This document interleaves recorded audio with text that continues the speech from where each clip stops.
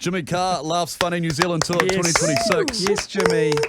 He's been here before. He's back in Jan of next year. Great to have you on, Jimmy. You've actually been to the studio before in 2023. You came in to see us. Welcome, mate. Yes, no, indeed. I mean, really, the tour is a side hustle. I do that on the side. I'm really about morning radio. I like morning radio appearances. So, but I can't. It doesn't pay. I do it for the love, and I also do some tour shows while I'm in town.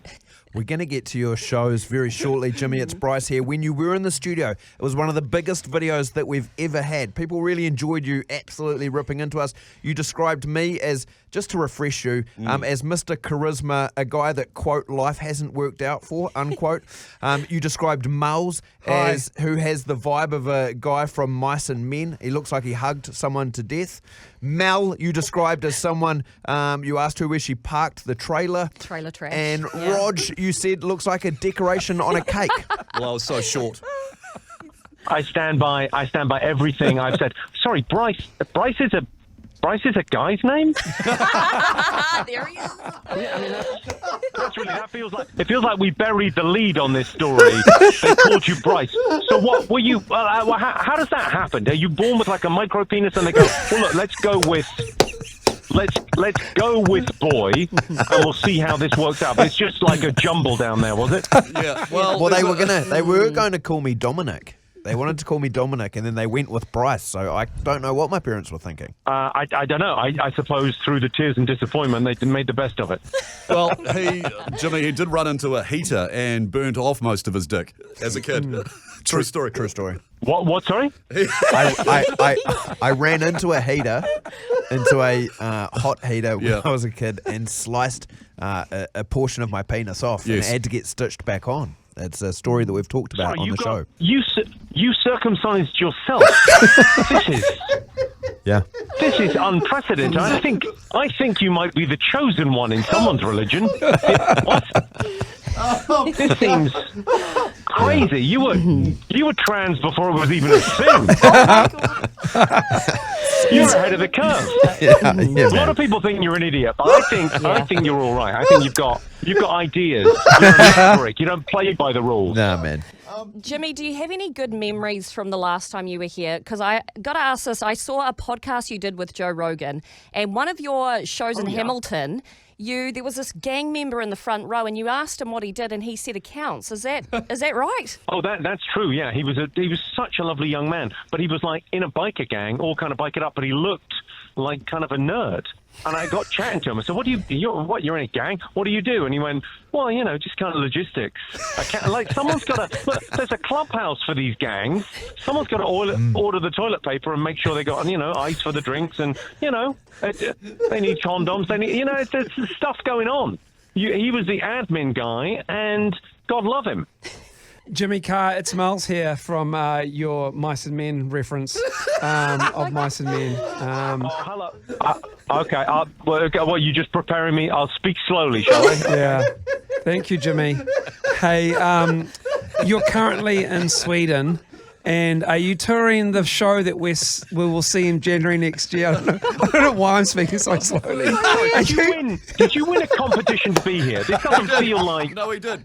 Like everyone else has got like a radio presenter voice, and it feels like you're standing up in front of class, age 7, reading something prepared by your mother. Jimmy, do you know he's also... not like the other kids. Do you know he's also a presenter? You're not like the other kids. The others are better than you. What? Thank you, Jimmy. He is a TV presenter of over 20 years in this country. Thank you, Jimmy. He's on TV. Yeah. He's a TV presenter.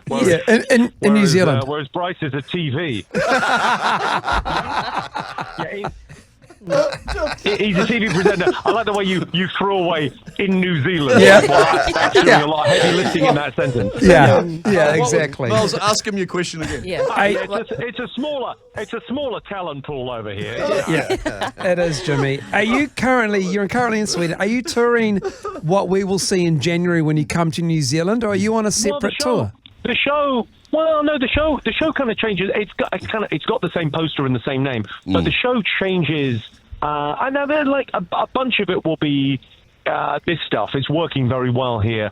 But by next year, I'll have changed it up quite a bit, just because, I kind of do the jokes and then, switch it up a little bit. And Nice. I do whatever I think is the funniest sort of 90 minutes of material, and then on top of that, it's whatever I can do with the audiences. Because I love that thing of, like, when you go and see a live comedy show, you go, well, I don't want it to be a joke blitzkrieg for 90 minutes. No. I want it to be like, okay, I'll tell a bunch of jokes, bunch of material, 3 jokes a minute. I know I've got a good fastball, and then I want to mess around with the audience. I want to know. I want to make it feel like this is happening tonight. We're not looking at a screen. We're out laughing with other people. I want it to feel like an experience.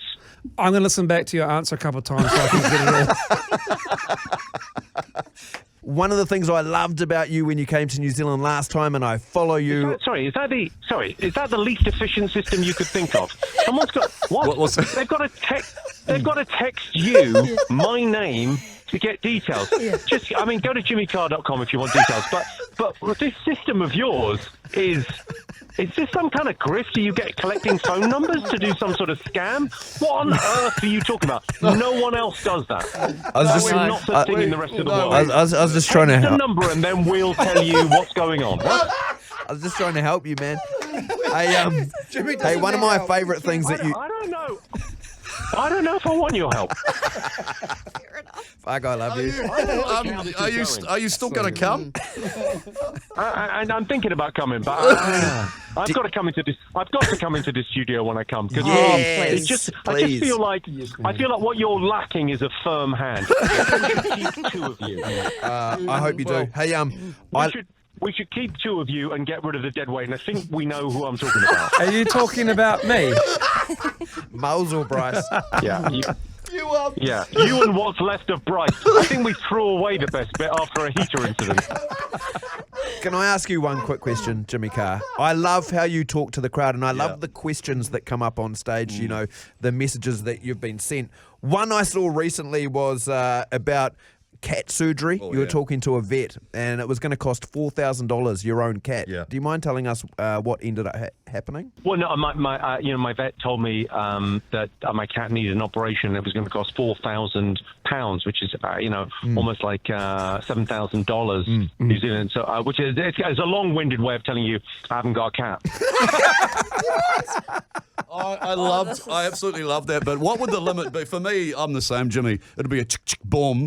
He hates animals. I'm not a fan. What's the limit for you? Like $100 and the cat's alive, or what? What's the limit? Well, I thought. I'm not. I was. I have to get asked that, actually. I was in a restaurant the other night, and someone said, "Any allergies?" I said, "Yeah, cats." He said, "I'd pick a different Chinese restaurant." Jimmy.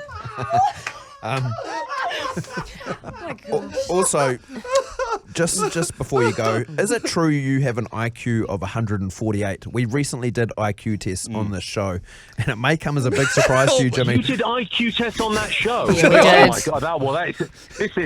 This is what I want to. I mean.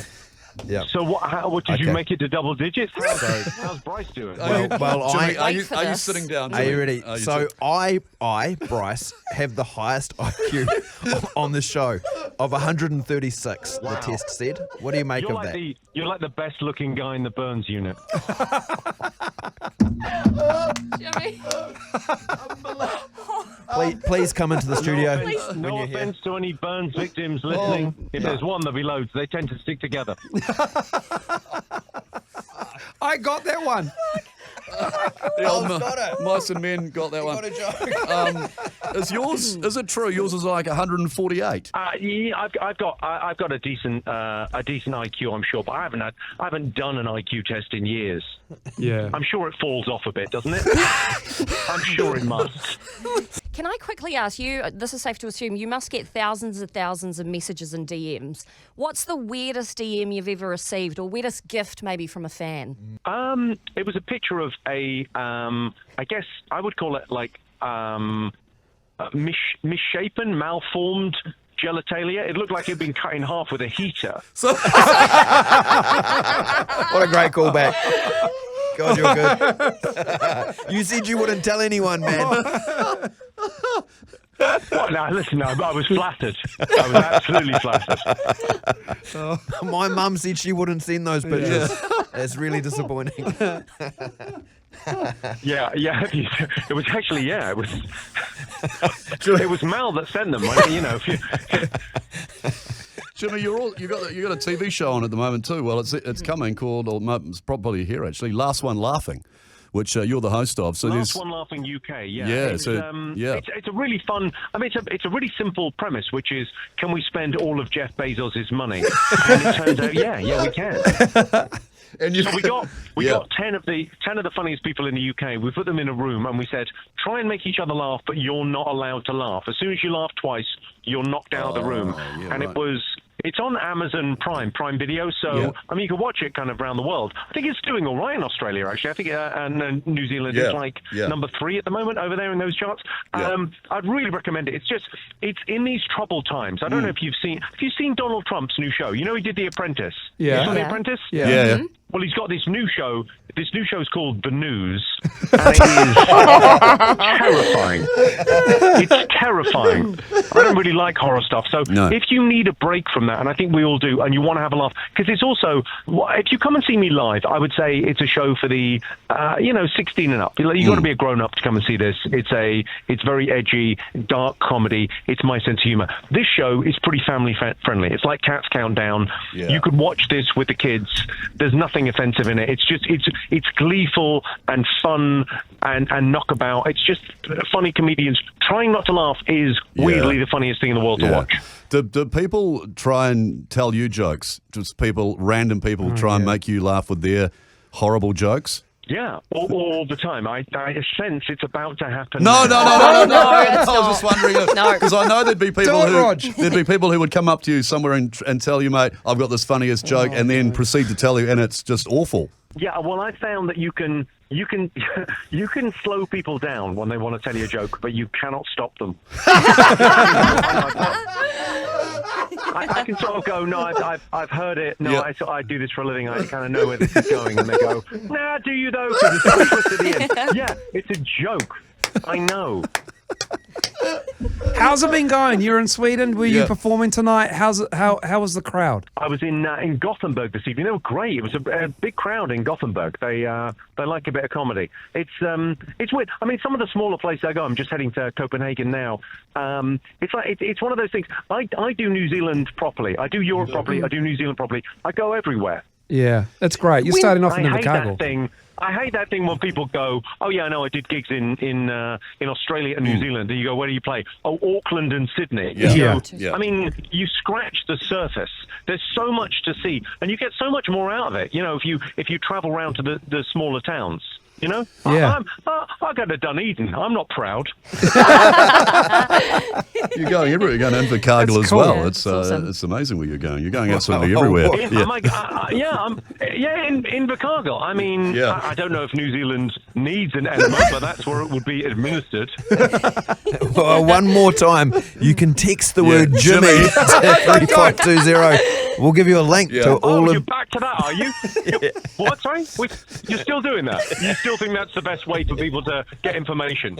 Yeah.